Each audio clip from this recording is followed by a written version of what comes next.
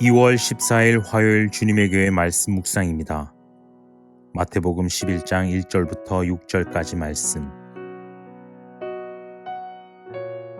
예수께서 12제자에게 명하시기를 마치시고 이에 그들의 여러 동네에서 가르치시며 전도하시려고 거기를 떠나 가시니라. 요한이 옥에서 그리스도께서 하신 일을 듣고 제자들을 보내어 예수께 여짜오되 오실 그이가 당신이오니이까 우리가 다른 일을 기다리오리이까.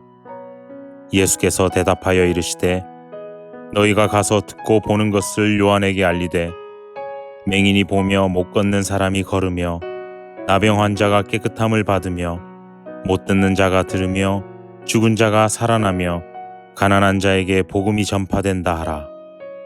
누구든지 나로 말미암아 실족하지 아니하는 자는 복이 있도다 하시니라. 샬롬. 오늘 말씀과 함께 동행하는 귀한 성도님들을 마음 다해 축복합니다.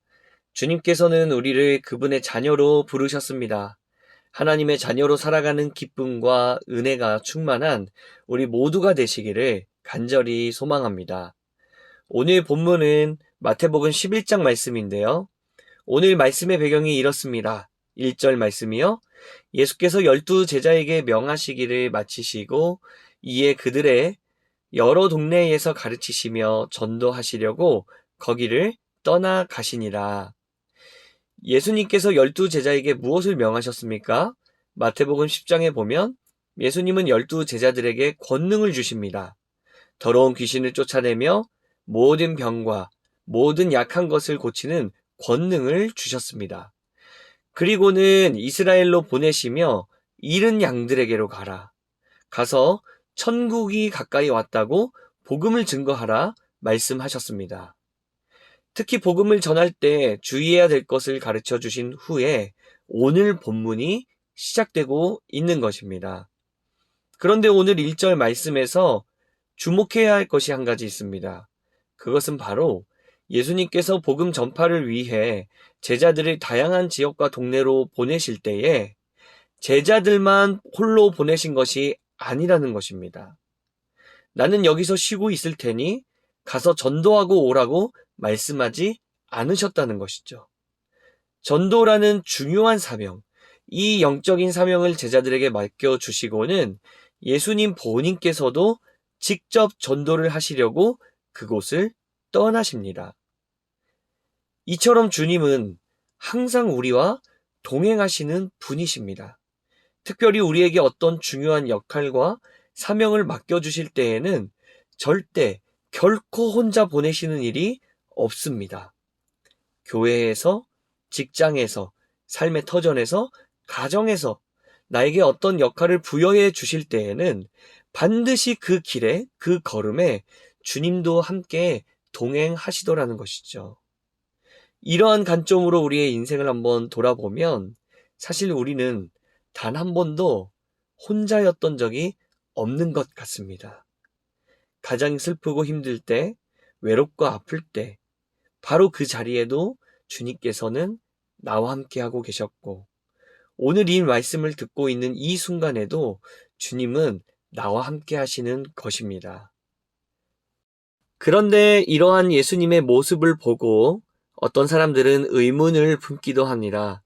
예수님이 이 땅에 메시아로 오셨고 구원자로 오셨는데 특별히 그 시대, 이 본문의 시대의 사람들은 우리 이스라엘을 구원하실 구원자로 오셨는데 왜 주님은 그런 중요한 일들은 하지 않으시고 이 영혼 구원하는 일에만 집중을 하고 계실까?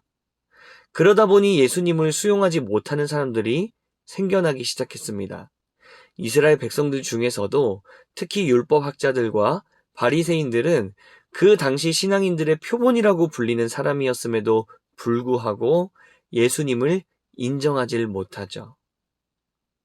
그런데 오늘 본문에 보면 세례 요한도 헷갈리기 시작했던 것 같습니다. 마태복음 11장 2절 말씀인데요. 요한이 옥에서 그리스도께서 하신 일들을 듣고 제자들을 보내어 예수께 여짜오되 뭐라고 여쭤봅니까? 오실 그이가 당신이오니까 우리가 다른 일을 기다리오니까. 정치적으로 로마의 통치를 받고 있던 이스라엘의 상황들, 특히 세례 요한조차도 헤롯의 말도 안 되는 명령으로 인해서 옥에 갇혀 있는 바로 그 상황, 이 억울한 상황을 왜 예수님은 가만히 계시는 것일까? 왜 다른 것에 집중하고 계시는 것일까?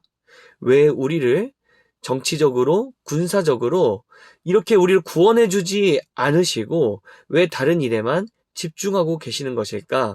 이런 인간적인 고민에 빠진 세례 요한의 모습을 발견할 수가 있다는 것이죠.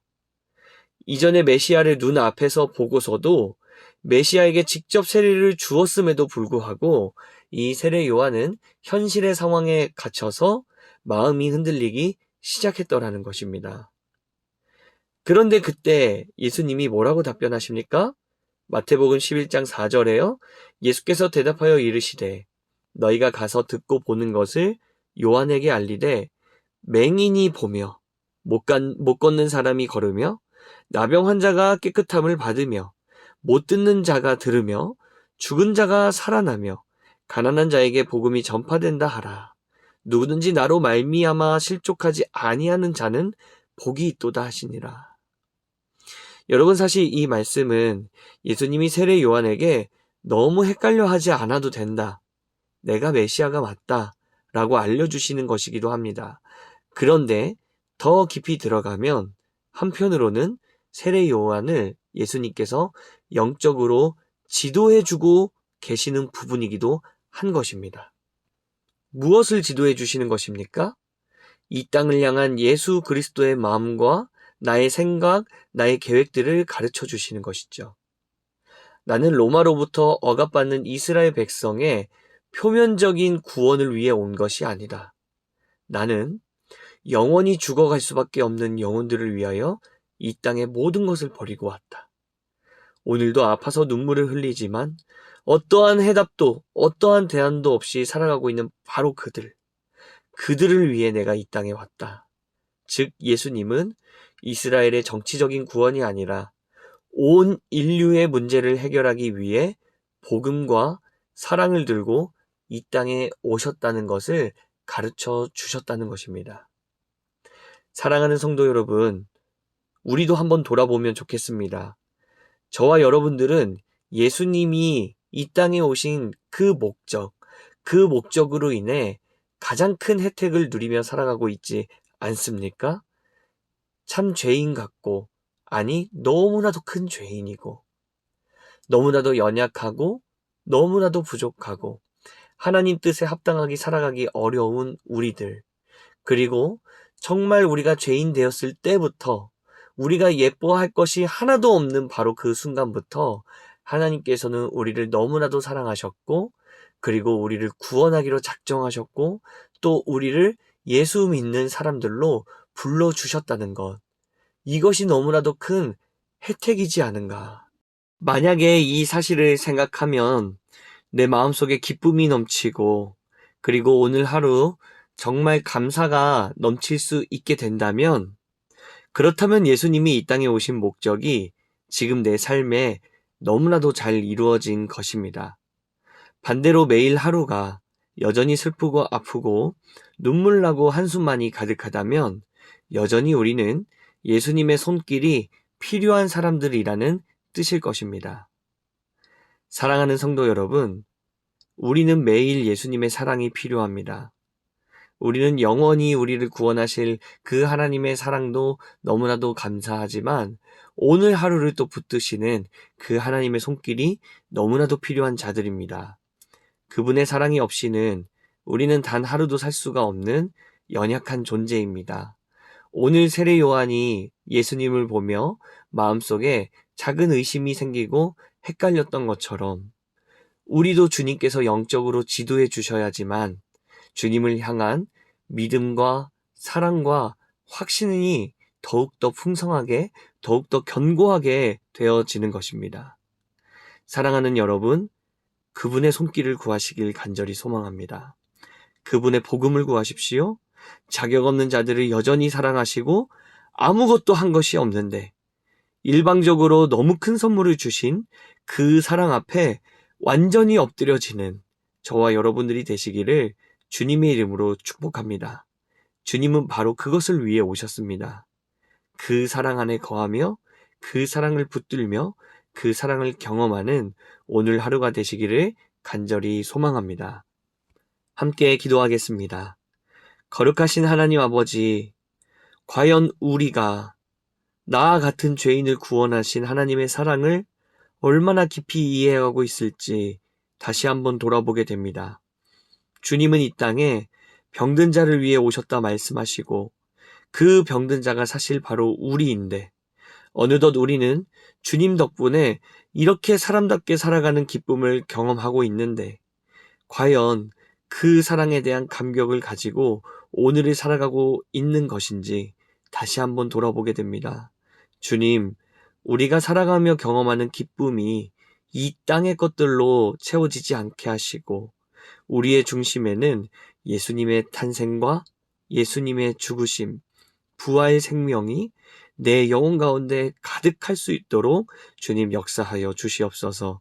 복음으로 인해 우리가 오늘을 살아가고 있음을 주님이 사랑을 전해주심으로 인해 오늘 하루를 감사하게 살아갈 수 있음을 잊지 않고 살아가는 인생 되도록 역사하여 주시옵소서. 거룩하신 예수 그리스도의 이름으로 기도드립니다. 아멘. 오늘 우리에게 주신 말씀을 붙들고 특별히 오늘은 사랑하는 주님의 교회를 위하여서 함께 기도하며 기도의 자리로 나아가도록 하겠습니다.